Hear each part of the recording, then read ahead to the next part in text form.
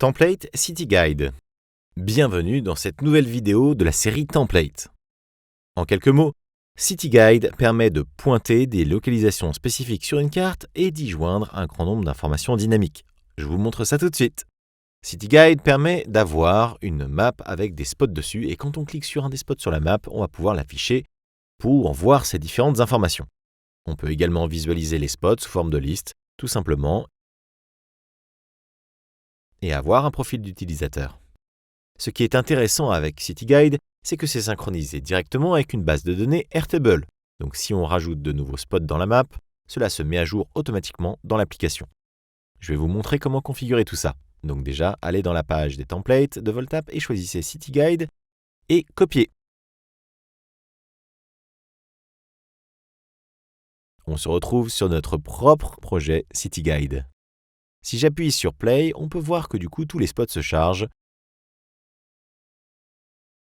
Également la map. Donc voilà, je vais pouvoir zoomer, dézoomer sur la map, cliquer sur différents spots pour les visualiser. Et également sur mon profil. Donc là, actuellement, on utilise un Airtable qui vient de l'exemple et donc qui est connecté à une base de données brouillon partagée par tout le monde. Il faut maintenant créer notre propre base de données pour la personnaliser. Du coup, ce qu'on va pouvoir peut-être faire, c'est créer notre propre base de données Airtable et la connecter. Il vous suffit pour ça de copier en description ce qui correspond à la base de données brouillon. Comme ça, vous n'aurez pas à la recréer de zéro. C'est ce qu'on va faire. On va simplement copier la base et on va la mettre dans notre workspace.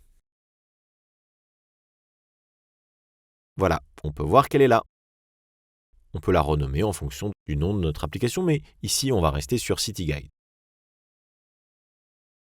Et ensuite, je vais pouvoir aller dans le code de mon application et créer un nouveau nœud Airtable qui va du coup gérer la base de données que je viens de créer. Pour ce faire, on rajoute un nœud Airtable juste à côté.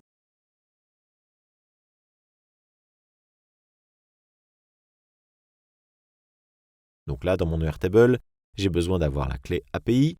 Donc comme d'habitude, on va dans notre compte sur Airtable, on copie-colle la clé et on la met là. Une fois que c'est fait, on choisit notre base de données qui s'appelle MyCityGuide.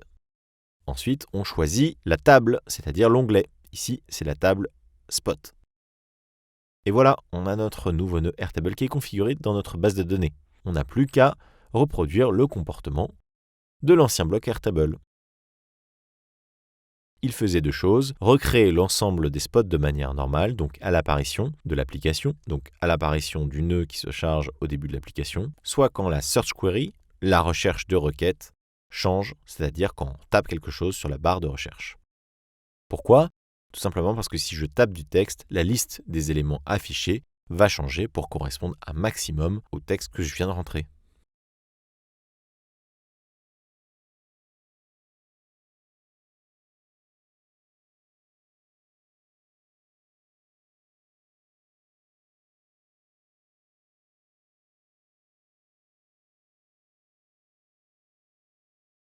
On peut voir que le chargement des données, ainsi que le search query, la requête de recherche, sont directement sur le nœud Airtable.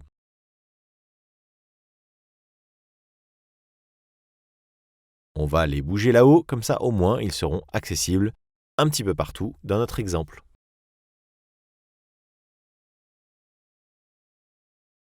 Voilà, j'espère que ce petit tour du Template City Guide vous aura plu. Je vous dis à très vite. N'hésitez pas à le faire vôtre et à créer de nombreuses expériences géolocalisées.